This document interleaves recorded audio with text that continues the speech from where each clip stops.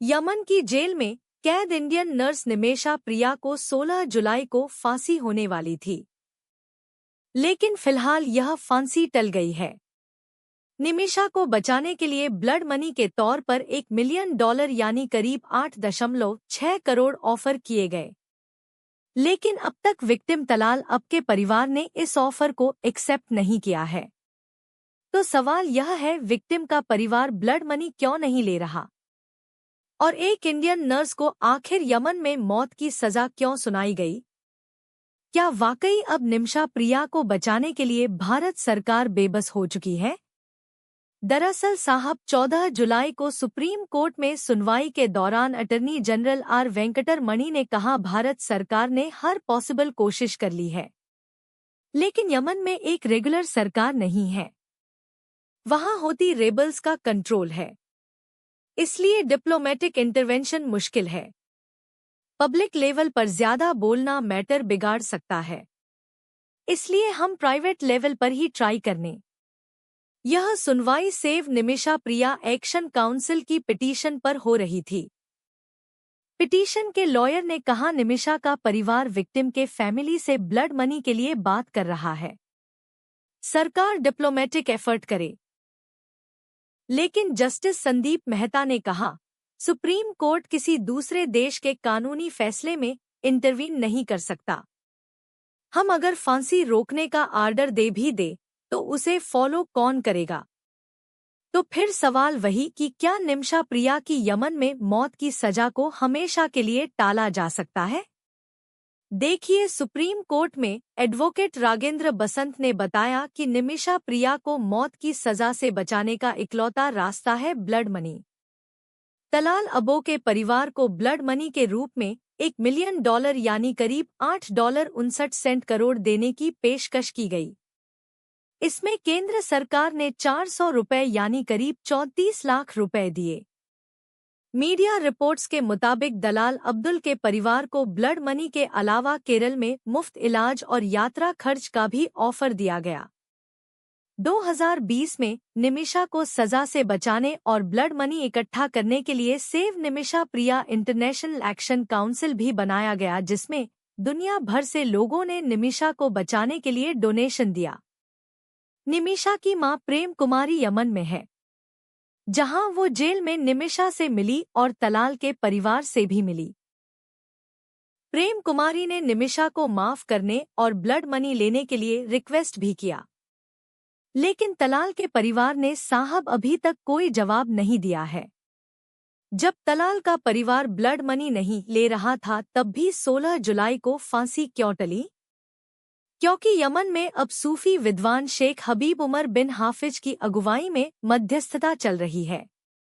इस बातचीत में यमन के एक जज, मृतक का भाई और भारत की ओर से इस्लामी विद्वान और धार्मिक नेता मुफ्ती मुस्लियार भी शामिल है। बातचीत शरिया कानून के तहत हो रही है, जहां पीड़ित परिवार बिना शर्त या ब्लड मनी लेकर दोषी को माफ कर सकता है। इस पहल की वजह से साहब 16 जुलाई को फांसी पर फिलहाल रोक लगा दी गई है। तो सवाल है कि ब्लड मनी किस बला का नाम है? देखिए, यमन इस्लामिक देश है जहां इस्लामी या शरिया कानून चलता है। शरिया कानून के मुताबिक पीड़ित पक्ष को अपराधियों की सजा तय करने का हक है।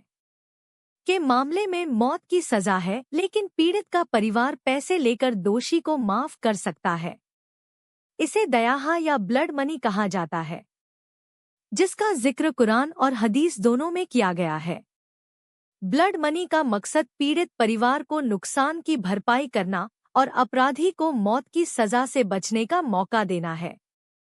अगर पीड़ित परिवार ब्लड मनी ले लेता है तो अपराधी को माफी दी जा सकती है या सजा को कम भी किया जा सकता है। लेकिन यमनी समाज औरतियों के दबाव के कारण तलाल का परिवार ब्लड मनी लेने के पक्ष में नहीं दिख रहा है।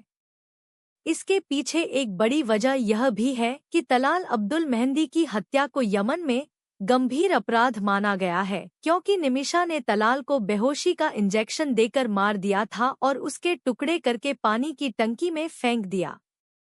इस वजह से तलाल के परिवार में गुस्सा बढ़ गया है। यमनी समाज में और होती के कंट्रोल वाले इलाकों में ऐसी हद माफ करना सामाजिक और पारिवारिक सम्मान के खिलाफ भी माना जाता है। वहीं तलाल का परिवार ब्लड मनी की जगह किसा को अपनाना चाहता है। जिस तरह कुरान और हदीस में ब्लड मनी का जिक्र है, वैसे ही किसा यानी के बराबर का बदला भी जिक्र है। इसमें पैसे न लेकर अपराधी को सजा दी जाती है, यानी खून का बदला खून। ऐसे में ब्लड मनी लेना अपराध को खरीदना माना जाता है। यमन में फांसी कैसे दी जाती है? पूरी बात रूह कपाने वाली है। यमन में मर्डर जैसे क्राइम्स के लिए शरिया लॉ और यमनी पेनल कोड के तहत डेथ पेनल्टी मिलती है। होती रिबल्स के कंट्रोल वाले एरियाज में ज्यादा केसेस में गोली मारने वाली सजा दी जाती है, यूजुअली जेल के अंदर, लेकिन कभी कभी पब्लिक के सामने भी प्रोसेस बहुत ही ब्रूटल होता है। पहले कन्विक्ट को पेट के बल लिटाकर उस पर ब्लैंकेट या कारपेट डाला जाता है। डॉक्टर्स उसकी बैक पर हार्ट का एग्जैक्ट स्पॉट मार्क करता है। एग्जीक्यूशन फिर ऑटोमेटिक राइफल से मल्टीपल बुलेट्स फायर करता है, जो रीढ़ की हड्डी तोड़ती है और हार्ट को बाहर निकल जाती है। इसके बाद मौत तुरंत हो जाती है। फिलहाल नेमिशा प्रिया को यमन की राजधानी सना की सेंट्रल जेल में रखा गया है। वैसे यमन में और भी कई तरीके हैं, जैसे उसमें छेड़छाड़ की और खुद को उसका पति बताने लगा। धीरे धीरे उसने शोषण, मारपीट और जबरन